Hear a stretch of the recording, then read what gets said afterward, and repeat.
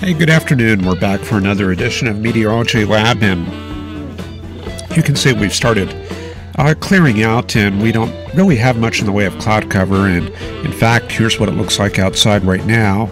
We'll switch to the live shot,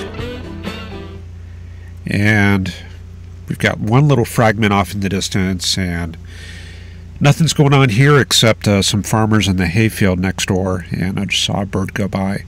But let's check out the weather, and I've been looking at these interesting charts here from the Physical Sciences Division of ESRL at NOAA.gov, and you can see I've plotted this precip rate for June. Let me change this around a little bit. Let's see here. Yeah, that'll work for us. We'll go ahead and use this. This kind of shows you the summertime precip, and you can see the intertropical convergence zone, or the rain band, all the way from Africa to the mouth of the Amazon, and that's similar to that ITCZ location we showed you yesterday. And you can see how that kind of tracks across southern Venezuela and up to the coast of Costa Rica. And that's continuing to push northward, and it should end the season just north of Venezuela up into the southern Caribbean, and kind of like that. And the whole reason for that is the very intense heating. The upward vertical motion following the sun as it tracks northward into the northern hemisphere. And that's something I wanted to show you about a little bit for the lesson for this evening. Let me get my notes straightened out here. Now, back in the 15th century, it was pretty well understood that when you went into the tropical latitudes, you would inevitably get into the horse latitudes, and this is an area where ships often became becalmed when they would come south, and they would get into this zone. There would be sometimes some very high towering cumulus clouds and a little bit of precip, but winds were overall very weak through this band. And as the British Navy began expanding southward, they were trying to understand these wind belts a little bit. So the scientists were putting forward ideas, and one of the first big explanations was by Galileo, and this was back around 1620, 1630. His theory was that when the Earth rotates like this, the oceans up north are able to keep up pretty much with the rotation, but the velocities are so fast in the tropical latitudes that the ocean tends to slosh westward. And the atmosphere had a very similar pattern, so when the Earth rotated like this, the winds would end up sloshing backwards like that. So that theory was kind of held for maybe about 40 or 50 years until Edmund Halley came up with his theory. And with his hypothesis, you would have the sun beating down somewhere in the tropics, and the winds would come in to fill the void as the air rushed up and rose underneath where the sun is. So wherever the sun is at a particular moment in time, you have this convergence of the wind flow. Well, obviously this wasn't a very satisfactory theory, because if the sun is rising in the east, you would expect westerly winds in the morning and then easterly winds during the day. Well, with the trade winds, you pretty much have east to northeast winds all day, so that theory didn't work out. And finally, it was George Hadley, a little different name from Halley, but Hadley, he found it was the Coriolis force that really played a key. So the Earth is rotating, and you're getting the very strong heating in the tropical latitudes, and the air comes southward. I'm trying to find my yellow pen. There we go. And it moves southward and then bends to the southwest. So we get this belt of wind kind of like that right there. And I've got a copy of his paper. Let me try to find this. got like 40 windows open, so yeah, here it is. Yeah, this is George Hadley's paper, and it was called The Cause of the General Trade Winds.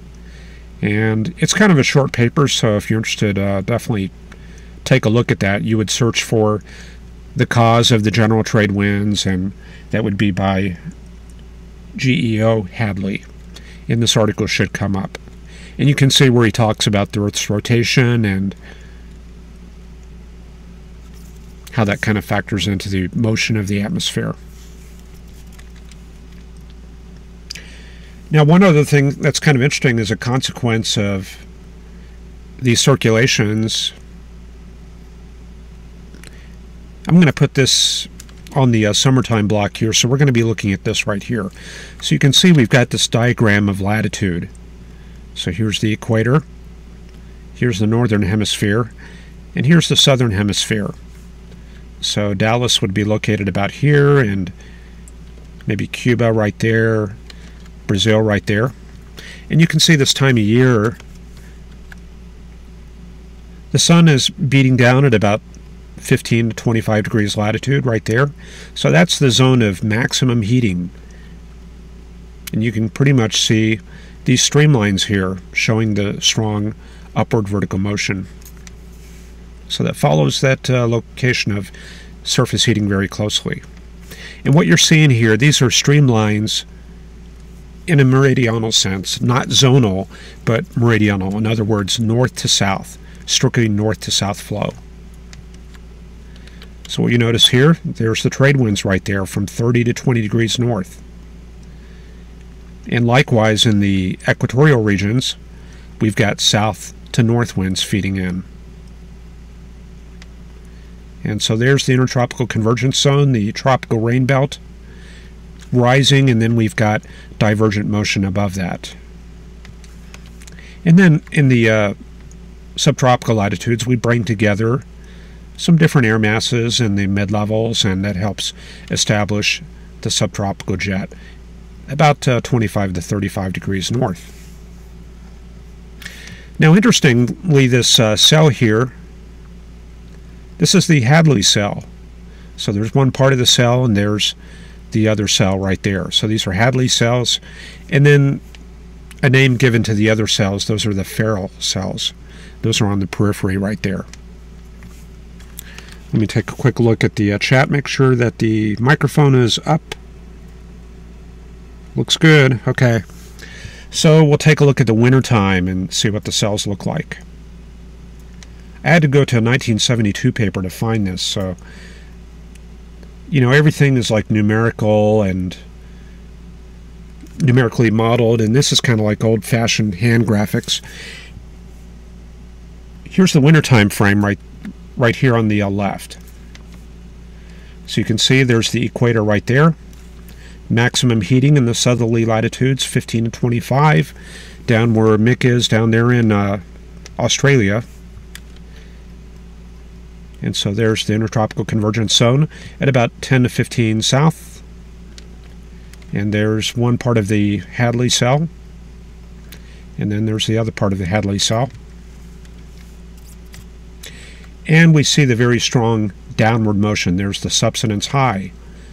We're bringing air together aloft, and we get mass convergence and high pressure at the surface at about 25 to 35. So it tends to be very strong in the subtropical latitudes during the cool season, and then during the warm season, what we see here is a lot of monsoonal type flow. We get very strong heating and thermal lows, and that tends to dominate the picture. Okay, let's see what other charts I have prepared here. So we're doing our little session on tropical weather. And here's a look at sea surface temperature anomaly. So this is not okay, try that again. Sea surface temperature, sound like Porky Pig there. Sea surface temperature anomaly. Okay, so areas of red and orange, those are going to be above normal. Blue is going to be below normal. And what we see here is that the oceans are running above normal, including the Atlantic. and they're especially warm off the coast of New England. Now, it's kind of interesting to compare this to 2005. I don't know how many of you remember that season. That was when we had Katrina, and the hurricane sequences ran up into the Greek alphabet. We had like 27 or 28 named storms, something like that. And you can see that in 2005, at this same time of year, very similar picture, above normal Atlantic sea surface temperatures. So going back to this year, current conditions, looks like we're even a little bit warmer than 2005. So once we start breaking up this shear, we could be looking at a pretty active hurricane season. And as far as websites, here's a very neat website. Let me slow this down a little bit. So this is showing a 2-day sequence out in the tropics. You can see down at the bottom, this goes from the 24th to the 27th of July. And we can see the easterly waves coming off of the African coast, moving through the Atlantic and into the South American coastal area and the Caribbean right there.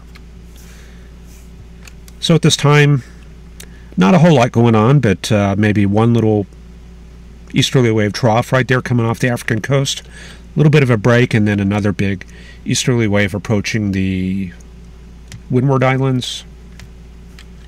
I think that's the name. I keep forgetting that every year. I'm going to have to check an atlas and look at that. Okay, so they've got some really good products on their site. This is University of Wisconsin, and this is their page right here, tropic.ssec.wisc.edu. And you can basically place your cursor on a basin, for example right here, the North Atlantic Basin, and you've got your satellite images, layer winds. This is very useful for hurricane steering. In fact, I don't know where else to get this. You can see at the top different steering layers. So when you have kind of like maybe a Cat 1, Cat 2 hurricane, you're looking at maybe 700 through 850 or 500 through 850. You're going to use these products to kind of steer the storm, and it'll kind of follow those streamlines. And when you get into like Cat 4, Cat 5 storms, you're looking at a deeper layer, like maybe 250 through 850. So you would click on that, and that'll give you an idea of the motion of that storm, because it's going to tend to kind of drift with the large-scale synoptic flow through a deep layer. And we can see that if we had like a very strong hurricane in the Caribbean, that would carry it mostly towards Central America right there. Okay, let me see what they have as far as sea surface temperature products. Now that I got from a different site. That came from, I think I lost, no, I'm trying to figure out if I lost that already. I think I did. Oh well, it's a NOAA site. It's one of the satellite. You just put in a SST anomaly in Google, and that will come up with one of those. Oh, here it is. Okay, it's going to be ospo.noaa.gov. So sea surface temperature anomaly. There's some good products in there. Okay, let me start clearing out some of my tabs here.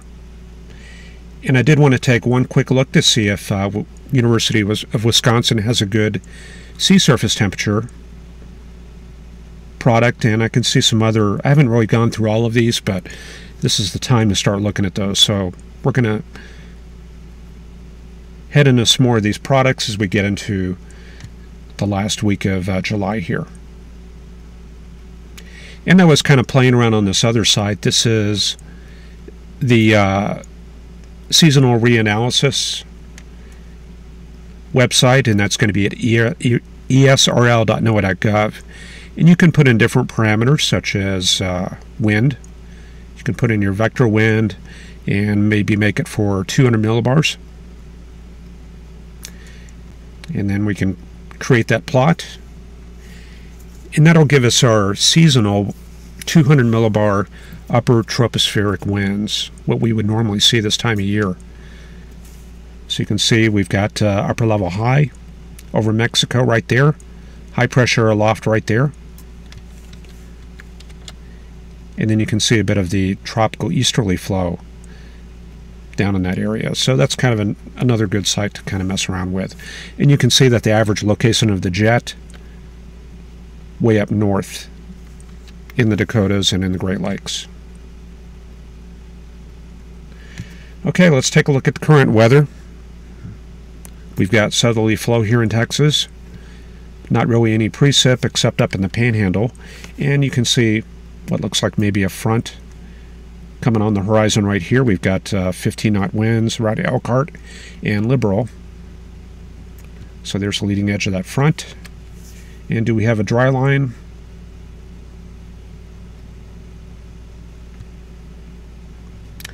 Well, maybe a little bit of dry line. Moisture a lot weaker out in the high plains, but if I had to put a dry line down, I might go with something like that. A very weak dry line, and there could be probably a secondary one even further back. Which one is important depends on how much capping you have and what kind of skew-T profile there is in that area. And let's take a look at the deformation product and see if we have boundaries in the area. And yes, we definitely do. Probably had some activity along the Gulf Coast earlier. So if you're looking for storms to develop later during the evening, that's a good product you can use right there. So you want to kind of resolve that with your observed wind field. For example, what you see right here. Okay. Now, where we do have storms going on, though, is in the northern plains. Got an MCS moving into Illinois there with a marginal risk. No watches in effect, but we can take a look at the radar. And there's our area of storms from about Rockford southward to, I guess that's about Lincoln. Not very strong. Tops only about, let's see here, maybe about 40,000 feet. And the circulations in these cells look to be pretty weak. Let me add in the storm motion. And yeah. So I'm looking in here and I don't see any very tight, compact circulation. So probably mostly a lot of high base storms and quite a bit of rain in that area. Okay, here's kind of a new chart. I'm using the Canadian surface analysis. It's a very busy chart, but we can kind of use this to kind of get an idea of what's happening. We can see what looks like maybe an occluded system up in the Hudson Bay area. Cold front going through Ontario, and we can see another frontal system in the Midwest. And this was earlier around the midday hours. And this front, that likely does not exist at all, because when we go up to 200 millibars, we've got a big high there. And normally you're not going to extend fronts through big upper level ridges like that, because this is an area of frontalysis. And also when we look at the potential temperature field, I don't see any support for a front in that area right there. In fact, I see very intense heating all the way from Albuquerque up to Durango, Trinidad, Four Corners area. So any front is likely to be more up in this area here. So that's probably what kind of frontal analysis I would be looking at right there. So sometimes you do have to correct these centralized products.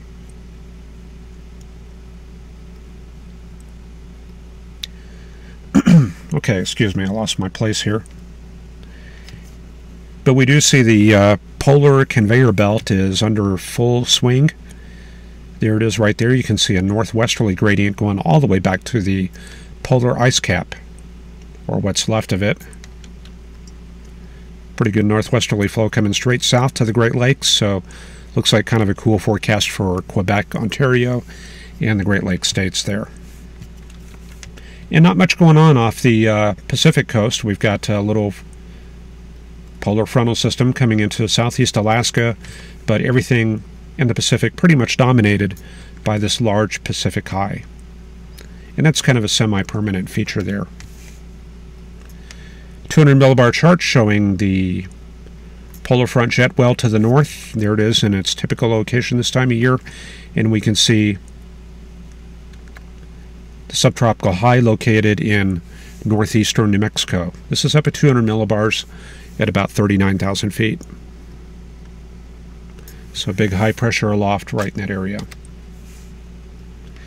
And then a quick look at the tropics. We've got that one easterly wave that I was pointing out earlier. They're looking for a 30% chance of cyclone formation there. Little discussion about that. And I think that's probably it right there. This is the NHC surface analysis, and you can kind of see where the ITCZ is. Here's the South American coast, and a couple of easterly waves moving through the flow. These are easterly wave troughs.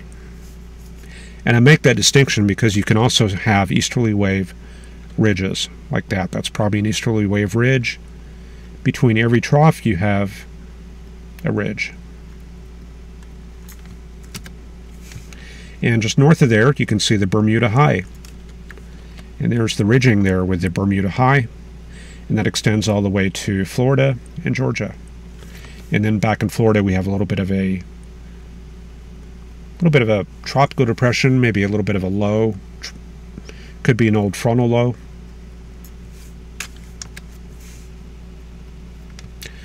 All right, let's see. Let's head here into the products. We've looked at most of the upper level charts.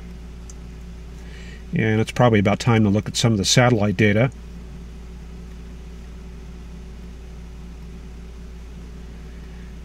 And there's the big picture, what's happening across Texas. You can see the big sea breeze there moving inland on the Texas coast, and then most of what we have further up north, that's probably driven by the tail end of that jet stream energy up to the north. Upper level high this morning, it was kind of in this area, but obviously we can see with these anvil streamers here, there's a little bit of strong wind up there in Colorado. Okay, let me take a quick look at chat here. Let me zoom in and where I can read and see we've got Andrew here and Sue M. Beautiful hot day there in Indiana. Ron Chalfant there in California saying hello, and David Moore, Burl H. Sanford and Son opening theme. Megan John says hello from Minnesota, humidity beginning to lessen. Greetings from Jumping Flash. Michael Burrell reports that his internet got knocked out after a big storm dropped 4.18 inches. Very hot where Ryan is there in Florida, 105 heat index today. We have Thomas Copeland here, and Megan John says don't forget to like, and Kevin McKinney saying hello. Sue M had to restart her browser there. Brian Harp and Andrew Hotchkiss saying big convection.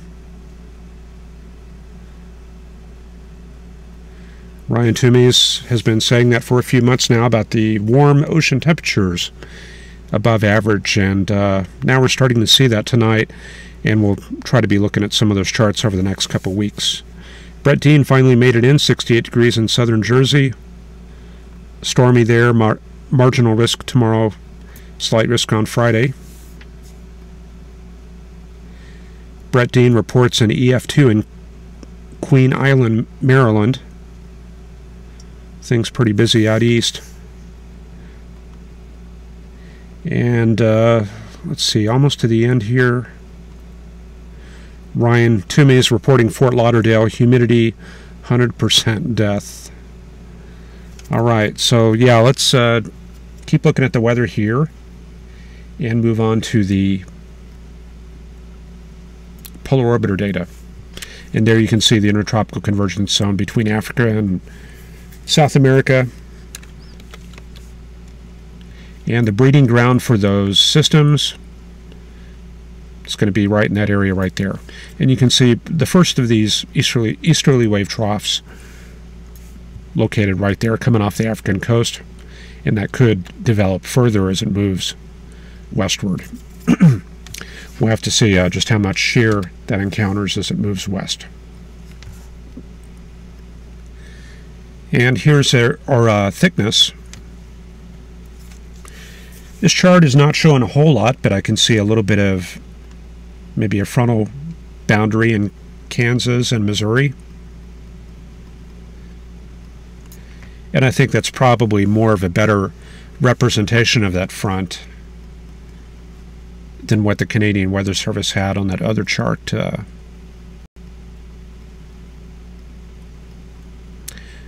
Yeah, so we're looking at the front more like this right there.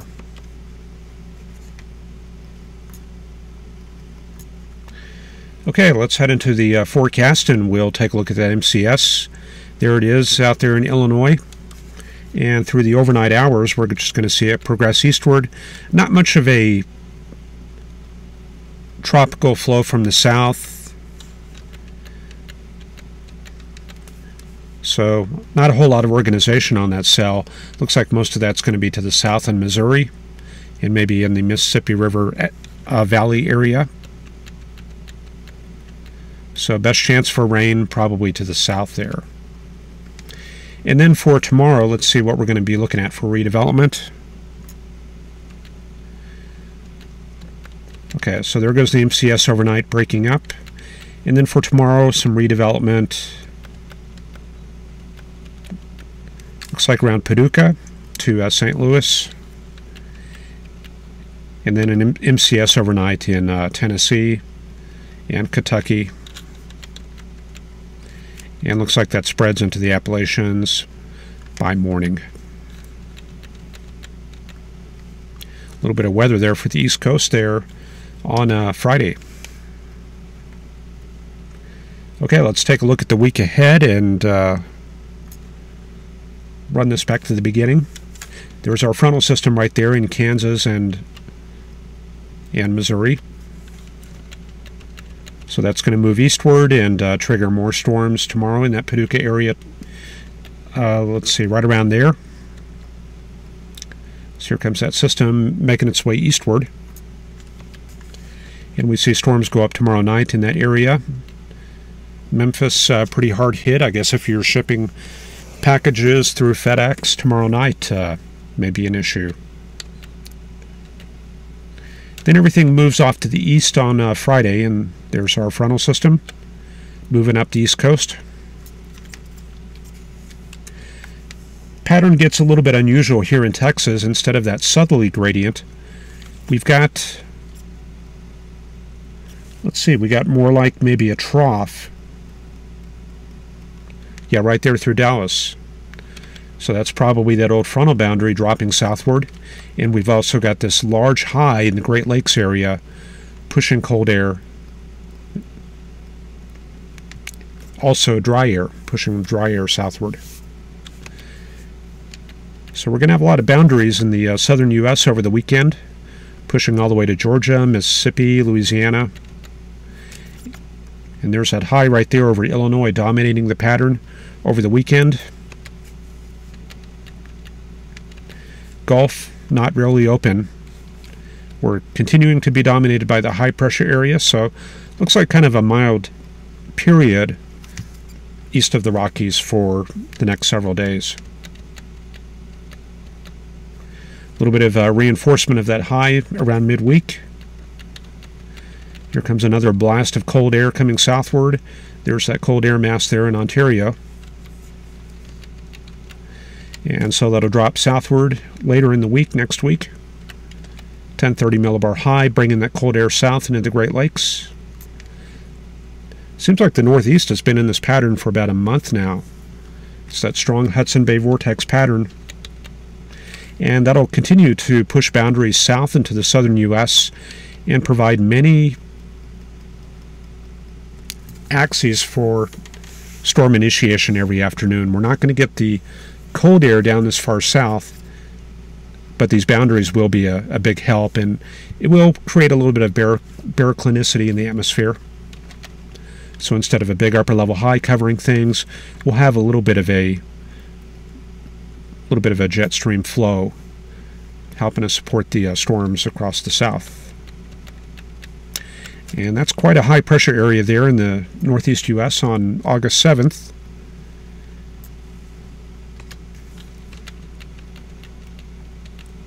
And looks like another outbreak of polar air coming southward on the 10th. So very persistent pattern there, just more cold air coming south, but the Gulf does finally open back up towards the end, and it looks like maybe a bit of a tropical depression appearing on that chart very late in the pattern. So I think at this point maybe the Gulf is starting to become active after the first week of August there. And Pacific definitely active there also. Okay, let's see. Ryan says early morning storms the past few days collide and spike up there in Florida with a sea breeze after 6 a.m. I guess we can take a quick look at Florida. Switching over to Florida, if I can find the satellite picture.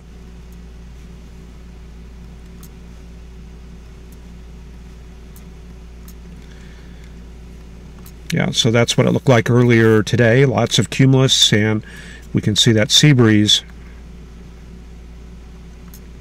right there. And you can see the easterly flow kind of shearing the storms westward. So basically the towers are in this area right here, just west of the cities around midday, and then the anvils are being lofted westward across the Everglades here. And then up in Texas, by comparison, very quiet, but there's the sea breeze, and it hasn't made it very far north.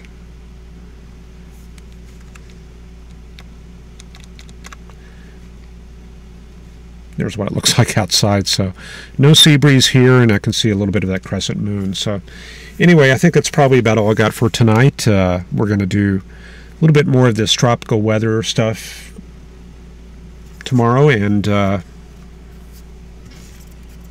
probably be it for me. So let me get that music rolling, and I'll be done. Take care, and we will see you tomorrow.